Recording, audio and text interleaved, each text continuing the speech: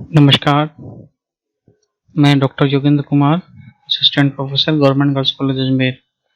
आज जो हमारा विषय है वो है ओकुन का नियम अर्थात सकल राष्ट्रीय उत्पादन तथा बेरोजगारी के मध्य जो संबंध बताता है वो ओकुन का नियम हमें बताता है। ओकुन के नियम के माध्यम से हमें पता लगता है कि जीएनपी और अनएम्प्लॉयमेंट में क्या संबंध है और किस प्रकार से हमें कितनी आर्थिक वृद्धि चाहिए जिससे कि बेरोजगारी कम हो सके। ये विषय विश्वविद्यालय परीक्षा, यूजीसी परीक्षा, आरपीएससी, यूपीएससी कई महत्वपूर्ण प्रश्न पत्रों में ये सवाल पूछा जाता है कि कितने प्रतिशत आर्थिक वृद्धि चाहिए हमें बेरोजगारी कम करने के लिए। तो आइए हम इस सिद्धांत को समझते हैं। अमेरिका के अर्थशास्त्री थे आर्थर ओकुन। उन्होंने अमेरिका पर ही अपना रिसर्च किया, संयुक्त राज्य अमेरिका यूएसए पे ही उन्होंने अपना रिसर्च करके ये निकाला कि हमें बेरोजगारी को कम करने के लिए कितनी प्रतिशत की वृद्धि दर होनी चाहिए। इन्होंने बताया बेरोजगारी तथा राष्ट्रीय उत्पादन में वृद्धि अर्थात आर्थिक विकास। राष्ट्रीय उत्पादन में वृद्धि का तात्पर्य हो गया आर्थिक विकास। आर्थिक विकास के संबंध में महत्वपूर्ण नियम प्रतिपादित किया। ओकुन के नियम के अनुसार जब राष्ट्रीय उत्पादन में वृद्धि, राष्ट्रीय उत्पादन से वृद्धि हमारी जो आर्थिक वृद्धि दर होती है उससे संबंधित है। राष्ट्रीय उत्पादन में वृद्धि की दर 3% की प्रवृत्ति दर से अधिक होती है, यानी 3%। ये बहुत ही महत्वपूर्ण है। 3% की प्रवृत्ति दर, ये 3% पूछा जाता है लगभग सभी परीक्षाओं में। 3% की प्रवृत्ति दर से अधिक होती है तो देश में बेरोजगारी घट जाती है। अर्थात बेरोजगारी घटने के लिए, बेरोजगारी को कम करने के लिए कम से कम 3% की आर्थिक वृद्धि दर होनी चाहिए, अकॉर्डिंग टू आर्थर ओकुन। इसे ही हम ओकुन का नियम कहते हैं। Unemployment declines when growth rates in GNP, gross national product, exceeds the trend rate of 3% per annum. अर्थात उनके अनुसार आर्थिक वृद्धि और विकास तथा बेरोजगारी में विलोम संबंध है कि यदि हम आर्थिक विकास होगा तभी बेरोजगारी कम होगी, और यदि बेरोजगारी बढ़ रही है तो इसका मतलब ये हो गया कि हमारा आर्थिक विकास की दर है वो कम है, और वो कितने प्रतिशत से कम है? 3% से कम है। यदि 3% से अधिक होगी तभी हमारी बेरोजगारी की दर जो है वो घटेगी। उसके अतिरिक्त उनका मत है कि बेरोजगारी को घटाने के लिए ऊंची वृद्धि दर प्राप्त करने की रणनीति अपनाने की आवश्यकता है। अर्थात यदि किसी भी राष्ट्र में यदि आपको आर्थिक वृद्धि चाहिए, बेरोजगारी में कमी हो, रोजगार में वृद्धि हो, तो हमें इस ऐसी रणनीति को अपनाना पड़ेगा जो कि ऊंची वृद्धि दर को लक्षित करे। जितनी ज्यादा हम हायर ग्रोथ रेट को अपनाएंगे, अकॉर्डिंग टू आर्थर ओकुन, हमें उतनी ही बेरोजगारी की समस्या का समाधान ढूंढने में मदद मिलेगी। यदि आर्थिक विकास की दर 3% वार्षिक से कम प्राप्त करने का लक्ष्य है तो इससे बेरोजगारी कम नहीं होगी। संयुक्त राज्य अमेरिका के आंकड़ों के आधार पर आर्थर ओकुन ने अपने अध्ययन से सिद्ध किया कि 3% वार्षिक वृद्धि दर से अधिक प्रत्येक 1% वृद्धि दर पर बेरोजगारी 0.4% 0.4% अंकों की कमी होगी।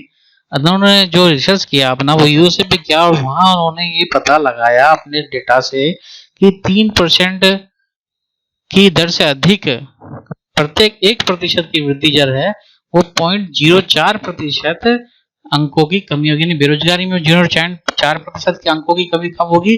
जब हमारी जो ग्रोथ रेट है वो 1% से बढ़ जाए। यदि हमारी ग्रोथ रेट 1% से बढ़ेगी तभी हमारी 0.4% बेरोजगारी में कमी होगी। उन्होंने जो अपना सूत्र दिया वो डेल्टा यू। डेल्टा यू का मतलब हो गया unemployment. Delta U is equal to 0.4,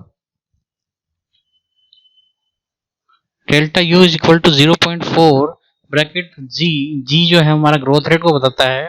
जी का मतलब हो गया ग्रोथ रेट, आर्थिक वृद्धि दर, और यू का मतलब हो गया अनएम्प्लॉयमेंट रेट -3 ब्रैकेट बंद। तो ये उनका फॉर्मूला, ये उन्होंने एक सूत्र बनाया अपने डेटा के आधार पर, उन्होंने रिसर्च के आधार पर।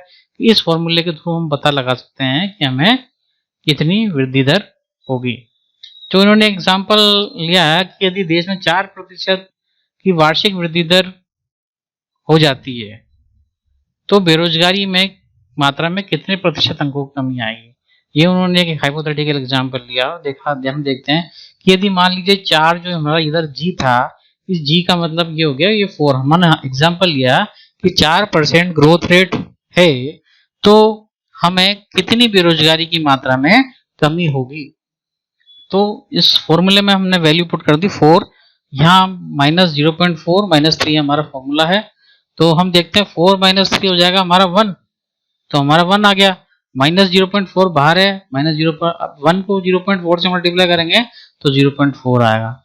तो इसका मतलब ये हो गया कि जो 4% आर्थिक वृद्धि दर प्राप्त करने से बेरोजगारी में 0.4%, 0.4% अंकों की कमी होगी। यानी कि यदि हमने हमारी ग्रोथ रेट हमने डिसाइड किया कि हमारी देश की अर्थव्यवस्था, हमारे देश की आर्थिक जीएनपी जो है वो 4% से बढ़े, तो हमारे देश में 0.4% बेरोजगारी कम होगी आर्थर ओकुन के इस ओकुन नियम के अनुसार।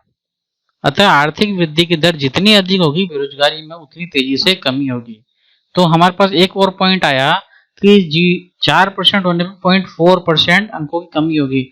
अर्थात कहने का तात्पर्य ये है कि 1% पे 0.4% अंकों की कमी हो जाएगी। तो यदि हमारा कई बार ऑब्जेक्टिव टाइप सवाल बनता है कि ओकुन के अनुसार 1% की वृद्धि दर से बेरोजगारी में कितने प्रतिशत अंकों की कमी होगी, तो 0.4 होगी। दूसरा पॉइंट था 3% वृद्धि दर की बात आर्थर ओकुन ने करी है। अतः आर्थिक वृद्धि की दर जितनी अधिक होगी बेरोजगारी में उतनी तेजी से कमी होगी। ओकुन ने बेरोजगारी की समस्या के समाधान के लिए तीव्र गति से विकास करने की रणनीति का सुझाव दिया है और यदि विकास की दर 3% से कम होती है तो बेरोजगारी में वृद्धि हो जाएगी। ओकुन के नियम से हम ये जान सकते हैं कि बेरोजगारी को 1% घटाने के लिए राष्ट्रीय उत्पादन तथा राष्ट्रीय आय में कितनी वृद्धि दर प्राप्त करने की आवश्यकता है। तो एक एग्जाम्पल और हम लेते हैं कि 1% यदि हम चाहते हैं कि 1% कमी हो, बेरोजगारी को 1% घटाने के लिए राष्ट्रीय उत्पादन में कितनी वृद्धि दर प्राप्त करने की आवश्यकता है। तो इसको हम डेल्टा यू, ये हमारा फॉर्मूला है, डेल्टा यू अनएम्प्लॉयमेंट को बताता है, जी हमारा ग्रोथ रेट को बताता है, इज इक्वल टू -0.4 जी -3। तो -1 यानी हमें अनएम्प्लॉयमेंट रेट जो है इस डेल्टा यू है, इसको हमको 1% कम करना, -1, ठीक है। तो -1 हमें कम करना, तो ये हमारा डेटा हो गया। अब इज इक्वल टू 0.4 जी -3 यानी हमारा फॉर्मूला हो गया, इज इक्वल टू 0.4, इस 0.4 को जी से मल्टीप्लाई करेंगे तो 0.4 जी आ जाएगा। इस 0.4 को 3 से मल्टीप्लाई करेंगे तो 1.2 आ गया। ये माइनस प्लस हो गया तो 1.2।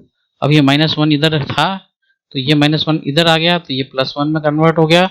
+1 + 1.2 और 0.4 जी को हमने लेफ्ट साइड ले लिया, 0.4 जी यहाँ हो गया। तो 1 + 1.2 हो गया 2.2 और 2.2 में हमने डिवाइड करते हैं 0.4। तो आर्थिक वृद्धि दर जी, जो जी हमारा निकलेगा वो कैसे निकलेगा, जी इज इक्वल टू आर्थिक वृद्धि दर 22/4, क्योंकि पॉइंट को हटाने के लिए हमने इधर से पॉइंट हटा तो 2.22/4 5.5।